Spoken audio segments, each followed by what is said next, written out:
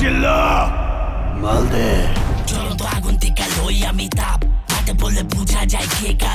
আজকে একটা সমীকরণ মেলাতে বসেছি, তবে সেটা মিলবে কি না জানি না।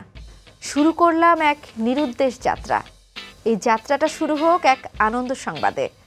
বলছি উৎসবের বিজয় গাথার কথা। দীর্ঘদিন পর আবারও পারিবারিক সিনেমার এক উত্থান দেখল সিনেপ্রেমীরা। বাংলাদেশের মানুষ পারিবারিক সিনেমা আসলে দেখতে চায়। এটা একটা সমীকরণ মিলল তো বটে। একটা উত্তর পাওয়া গেল যে বাংলা সিনেমা চলে, বাংলা সিনেমা মানুষ হলে গিয়ে দেখে। কিন্তু প্রশ্ন তো আর একটা নয়, প্রশ্ন আছে আরও অনেক। চলুন মেলানোর চেষ্টা করি।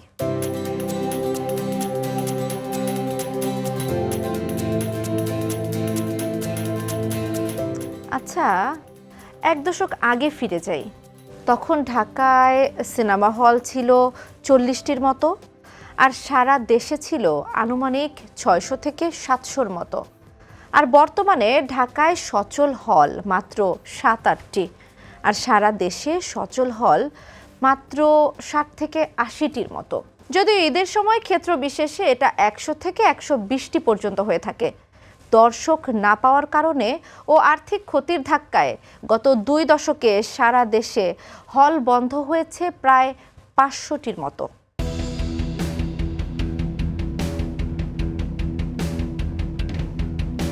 আচ্ছা, এবার আসি যে হলগুলো এখনো আছে সেগুলোর আসলে কি অবস্থা। গুটি কয়েক হল ছাড়া মধ্যবিত্তের জন্য মানসম্মত সিনেমা হল নেই বললেই চলে।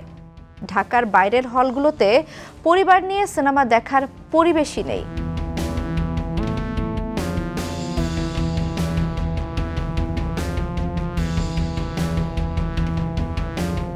ঈদ ছাড়া বাকি সময়গুলোতে কোনো সিনেমার প্রচারণা কি আপনার চোখে পড়েছে?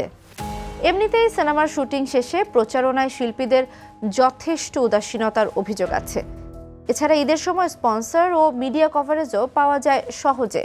কিন্তু প্রশ্ন হলো, সারা বছর আসলে কেন পাওয়া যায় না? তাহলে কি সারা বছর দর্শক সিনেমা দেখতে চায় না, নাকি ঈদের বাইরে হলে দর্শক কম থাকায় ঝুঁকি নিতে চান না সংশ্লিষ্টরা?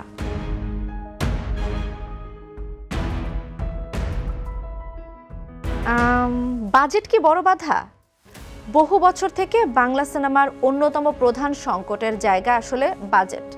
যুগের সঙ্গে তাল মিলিয়ে আধুনিক প্রযুক্তির ব্যবহার করে ভালো অভিনেতা অভিনেত্রী যুক্ত করতে যে পরিমাণ বাজেটের দরকার, তার অর্ধেকও পায় না এদেশের নির্মাতারা।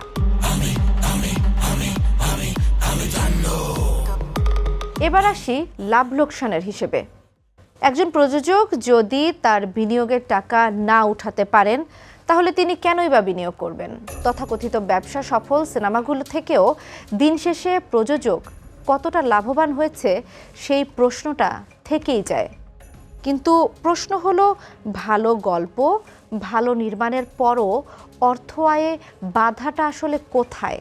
প্রযোজক আর হল মালিকদের মধ্যে রেভিনিউ ভাগাভাগি নিয়ে দ্বন্দ্ব দীর্ঘদিনের। সেই সমস্যার সমাধান হতে পারে ই টিকেটিং সিস্টেম। সেই সঙ্গে আছে পাইরেসির ঝুঁকি, আর সিনেমার বিপণনের গদবাঁধা কৌশল তো আছেই। পাইরেসি যে কত বড় সমস্যা তার জ্বলন্ত উদাহরণ হালের তাণ্ডব, বরবাদ আর সুড়ঙ্গ। যখন সিনেমাগুলো হাউসফুল হতে শুরু করলো, ঠিক তখনই পড়েছে পাইরেসির কবলে। কিন্তু এর সমাধান আসলে কি? সহজ ভাষায় বলতে গেলে পাইরেসির সমাধান হতে পারে সেন্ট্রাল সার্ভার সিস্টেম, আর সিনেমার আয়ের হিসেব সহজ করে দিতে পারে ই টিকেটিং সিস্টেম, যা এই ইন্ডাস্ট্রিতে কবে যে কার্যকর হবে তা কেউই জানেন না।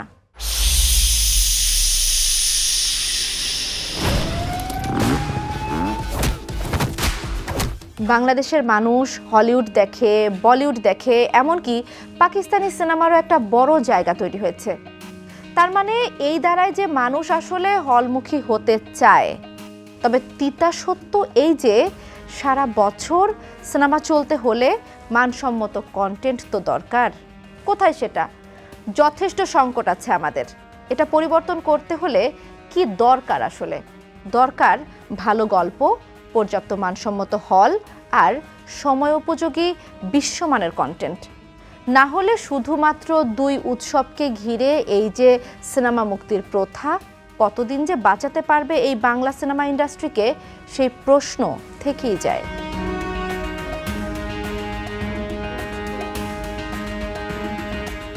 এবার বলবো সিনেপ্লেক্সে বাংলা সিনেমার উত্থানের কথা। এত এত সমালোচনার মাঝে আছে স্বস্তির খবরও। সাম্প্রতিক বছরগুলোতে ঢাকার সিনেপ্লেক্সগুলোতে বাংলা সিনেমার দর্শক প্রবাহ উল্লেখযোগ্যভাবে বেড়েছে। আগে যেখানে হলিউড বা বলিউড সিনেমার আধিপত্য বিস্তার করত, এখন সেখানে হাওয়া, তাণ্ডব, বরবাদ, জঙ্গলি সিনেমা বক্স অফিসে শীর্ষস্থান দখল করছে। এই পরিবর্তন শুধু সংখ্যার দিক থেকে নয়, দর্শকের আবেগ, সংস্কৃতি ও পরিচয়ের জায়গা থেকেও গুরুত্বপূর্ণ।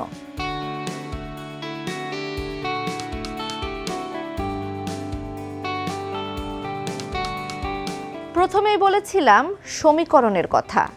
এই সমীকরণের সমাধান এখন আর কোনো একক পক্ষের হাতে নেই। তাই তো মেলানো গেল না এই জটিল সমীকরণ। এখন আসলে একটাই কথা, বাংলা সিনেমা ইন্ডাস্ট্রিকে বাঁচাতে হবে। আর বাংলা চলচ্চিত্রের এই ইন্ডাস্ট্রিকে বাঁচাতে হলে সকল পক্ষের এগিয়ে আসা ছাড়া আর কোনো উপায় নেই।